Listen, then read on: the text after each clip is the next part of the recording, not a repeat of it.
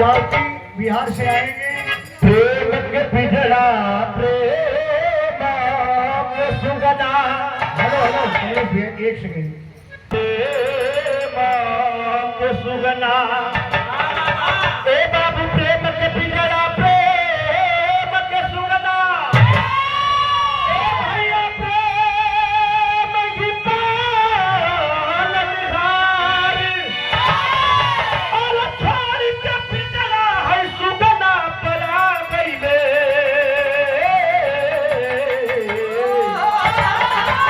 होई गई मगन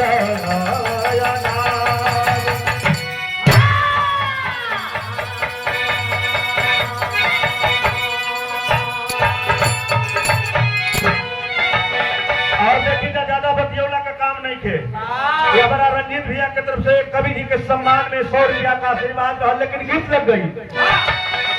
अरे अंगना दुआर सगरे अरे मोहल्ला लखनिया ए बाबू मोहल्ला लखनिया तोरा बिना नीक नाही अरे तोरा बिना नीक नाही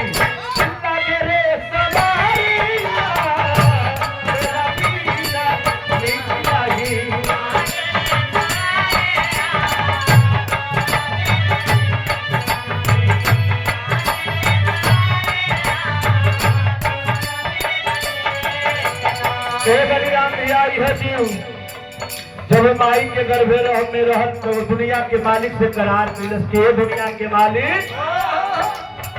के नरक कुंड से हमरा के जल्दी राउर बाहर करी, धरती पर जाई तो राउर गुणगान गाई। लेकिन ए ब्रिजमोहन भैया बगले में माया खड़ी है मारे मयवा। जब जीव माया में अधुराई बा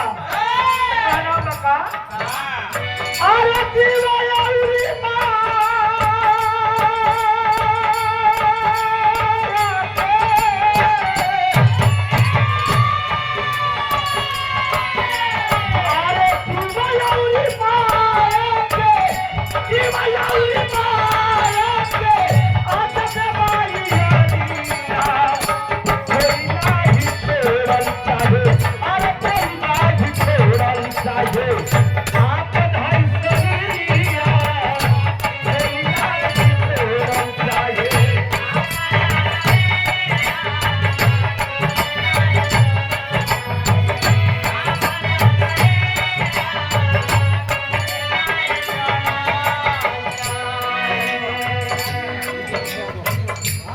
और देखिए भैया ब्रिजेश भैया आपके कर कमलों द्वारा 100 रुपया का आशीर्वाद रहो। और ढोलक के बेताज बादशाह हमारे बड़के भैया बलिराम भैया के कर कमलों द्वारा बहुत बहुत रुपये का आशीर्वाद रहो।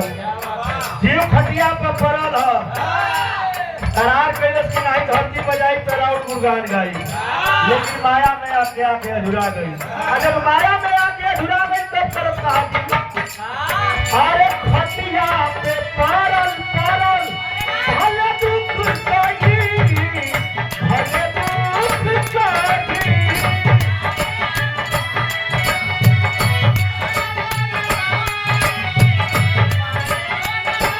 अरे खटिया पे पड़ल पड़ल भले दुख सही भले दुख सही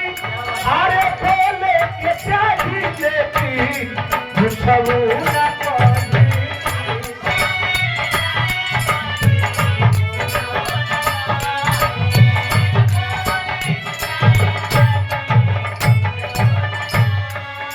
और देखिए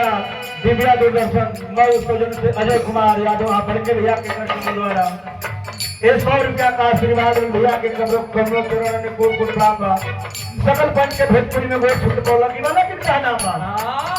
अरे खटिया पे पड़ल पड़ल भले दुख सही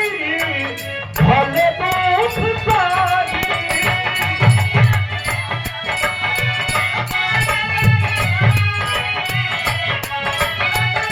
अरे बोले के चाही लेती कुछ न पाही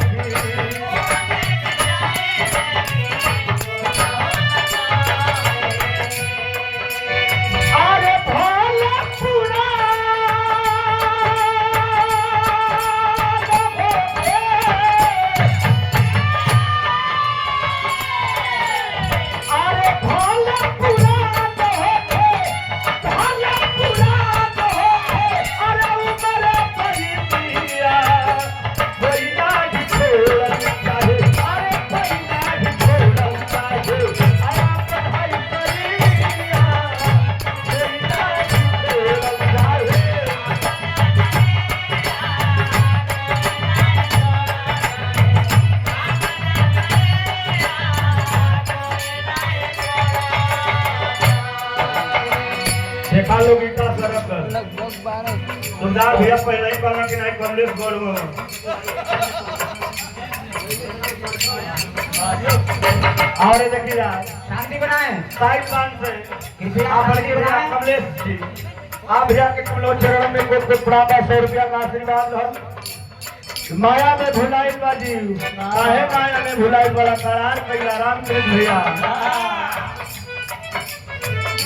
केतनो दवाई देना केतनो दवाई देना उखड़ जाई खेती उखड़ जाई खेती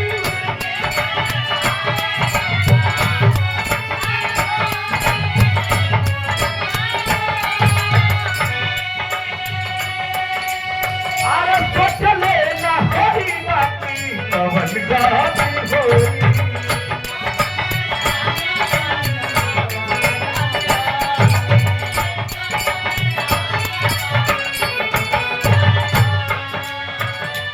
अरे मरत नहीं के हई हो